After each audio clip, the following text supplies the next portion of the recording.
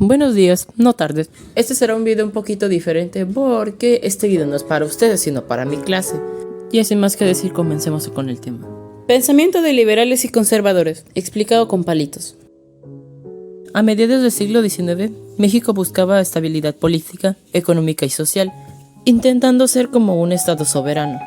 Tras la invasión de Estados Unidos que lo arrebató gran parte de su territorio, muchos mexicanos se preguntaban las razones de su derrota.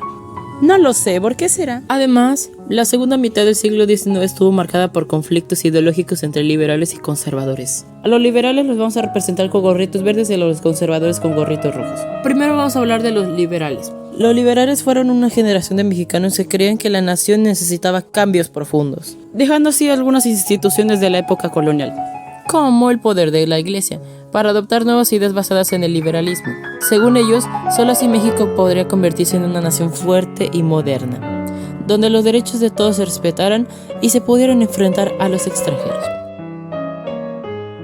Ahora hablemos de los conservadores. Los conservadores pensaban que la debilidad del país y la falta de unidad se debían a las prácticas liberales adoptadas tras la independencia, como la democracia.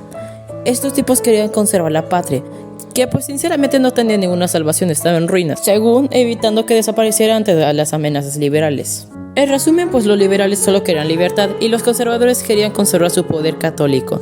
En este caso veremos algunas de sus opiniones personales. Primero, liberales y conservadores discutían principalmente sobre qué tipo de nación se debía construir, cómo debían ser las relaciones entre la iglesia y el Estado y cómo establecer las relaciones económicas de México con otros países. Además, como dato interesante, casi todos los liberales eran criollos y o mestizos de clase media, muchos de ellos intelectuales con una mente para pensar. Los liberales rechazaban las ideas monárquicas y la herencia virreinal, creían firmemente que México debía ser una república federal y veían en el gobierno de Estados Unidos de América y su constitución un modelo a seguir, copiones diría yo. Consideraban que las leyes del país debían ser iguales para todos los mexicanos, por lo cual era necesario que desaparecieran los fueros y los privilegios de casi todos. Por otro lado, muchos conservadores eran personas de clase alta con ascendencia española, como terratenientes, dueños de minas y comerciantes, o bien intelectuales profesionales, miembros del clero y del ejército. Algunos conservadores creían instaurar una república centralista, donde los estados tuvieron muy poco poder y estuvieron obligados a obedecer las decisiones del gobierno central de la Ciudad de México. Otros directamente proponían instalar otra monarquía, semejante a las europeas, donde los distintos grupos de población fueran gobernados por leyes que los trataban de manera distinta según sus características. O sea, como hace 300 años, donde te trataban mal si eras negro, te trataban mal si eras pálido, pero te trataban bien si eres español. O sea, ¿qué onda?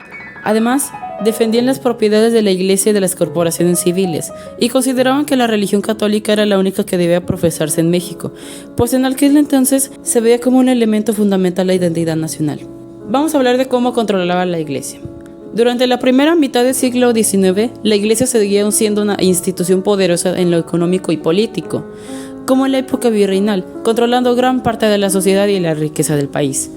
Los liberales argumentaban que para lograr un estado soberano era necesario que la iglesia no se metiera en asuntos políticos y económicos.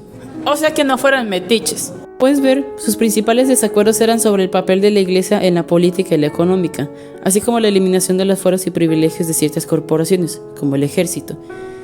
Finalmente, muchos de los cambios que los liberales querían conseguir se consiguieron, y los conservadores no consiguieron nada. Espero que se hayan prestado atención. Yo aquí me despido y eso es todo.